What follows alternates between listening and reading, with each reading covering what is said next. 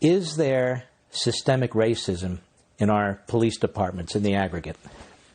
Well, systemic or institutional racism as an academic is a phrase that I'm always a bit skeptical of.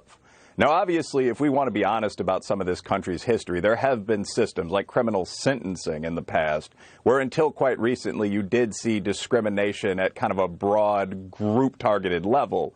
But very often, this phrase simply means there's a difference in performance between two groups, and we're going to attribute that to racism. And to give an example of why that doesn't necessarily work, I mean, my favorite sports league, the NBA, the National Basketball Association, is more than 65% black. And I don't think any serious person would believe that that's because white jocks just don't get a fair shake in American society. The reason is that there's what you might call a cultural variable. African Americans play basketball more, and so on average, at the median, with all due respect to the hick from French Lick, we're better at it. White guys play more baseball, and if you look at MLB, that is a very heavily Caucasian and Hispanic athletic league. And you see this same thing in more what you might call serious situations all the time. So in 1995, the government economist June O'Neill, who's a liberal, as I understand, and the conservative researcher Dinesh D'Souza, who was fairly nonpartisan at the time, looked at the troubling fact that there is a gap between black and white incomes. As I recall, African Americans made 82% of what Caucasians did. And this was just universally attributed to racism. And what they found out was that that wasn't the case. There were a lot of quote-unquote variables involved. African Americans are a younger population. The most common age for a black man is 27. The most common age for a white man is 58. Obviously, people earn more later in life when they've had the chance to move into executive roles.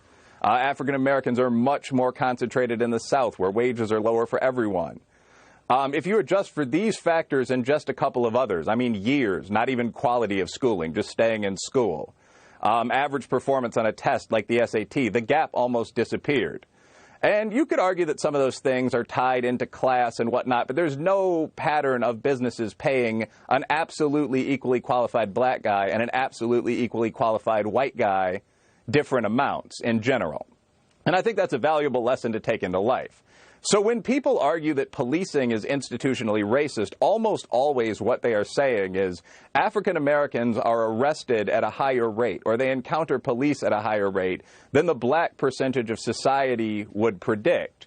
But the obvious intermediary variable there is crime rate. If you look at the Bureau of Justice Statistics crime report, the African American crime rate for violent crimes where you encounter the police, whites dominate corporate crime, is 2.4 times the white rate. So you would expect there, unfortunately, to be more encounters between African Americans and the police. And when you look at this narrative about black people and the police being in constant conflict, not only does a lot of the structural element, perhaps not all of it, but a great deal, disappear if you adjust for crime rate, the figures themselves that are often used strike me as very, very inflated in terms of police violence. So there's a comprehensive database of police shootings and police killings maintained by the Washington Post newspaper. There's another one that's kept online and live at www.killedbypolice.net. And if you look at that Washington Post database, for some reason the figures change from time to time. But until about a week ago, the total number of unarmed men killed by police in the USA last year was listed as 9, unarmed black individuals. Total number of unarmed people, all races, all sexes, was only 56. There were only about 1,000 people of all backgrounds, armed or unarmed, killed by police, and only 229 of those were African American.